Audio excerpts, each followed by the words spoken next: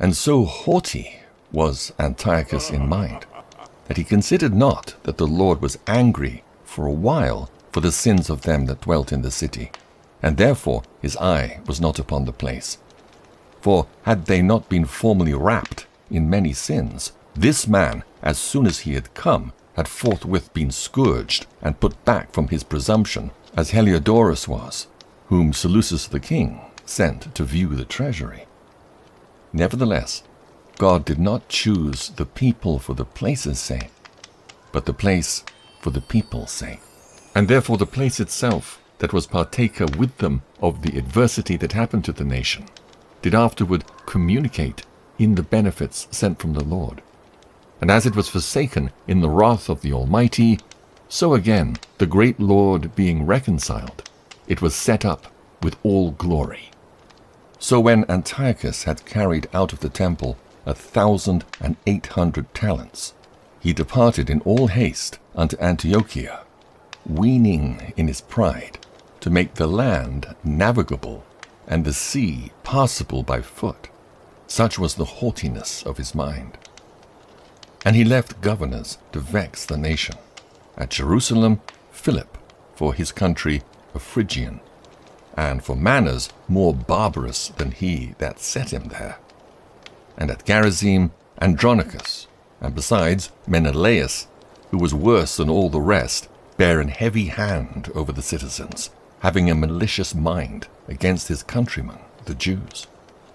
He sent also that detestable ringleader Apollonius with an army of 22,000, commanding him to slay all those that were in their best age, and to sell the women and the younger sort, who, coming to Jerusalem and pretending peace, did forbear till the holy day of the Sabbath, when, taking the Jews keeping holy day, he commanded his men to arm themselves.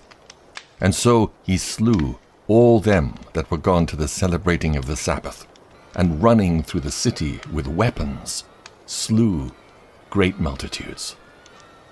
But Judas Maccabeus, with 9 others or thereabout, withdrew himself into the wilderness, and lived in the mountains after the manner of beasts with his company, who fed on herbs continually, lest they should be partakers of the pollution.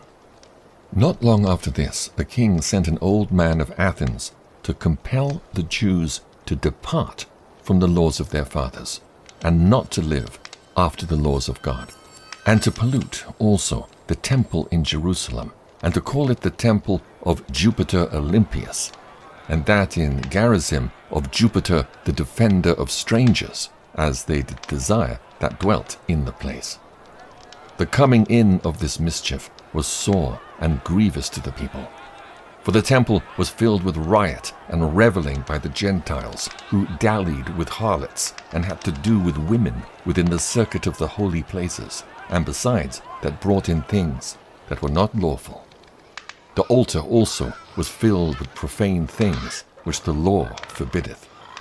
Neither was it lawful for a man to keep Sabbath days or ancient fasts, or to profess himself at all to be a Jew. And in the day of the king's birth, every month, they were brought by bitter constraint to eat of the sacrifices. And when the fast of Bacchus was kept, the Jews were compelled to go in procession to Bacchus, carrying ivy. Moreover, they went out a decree to the neighbor cities of the heathen by the suggestion of Ptolemy against the Jews, that they should observe the same fashions and be partakers of their sacrifices. And whoso would not conform themselves to the manner of the Gentiles should be put to death. Then might a man have seen the present misery. For there were 2 women brought, who had circumcised their children, whom, when they had openly led round about the city, the babes handing at their breasts, they cast them down headlong from the wall.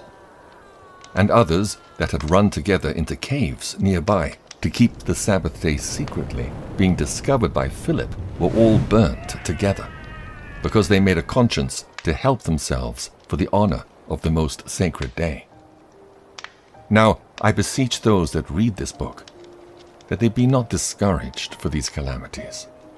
but that they judge those punishments not to be for destruction, but for a chastening of our nation.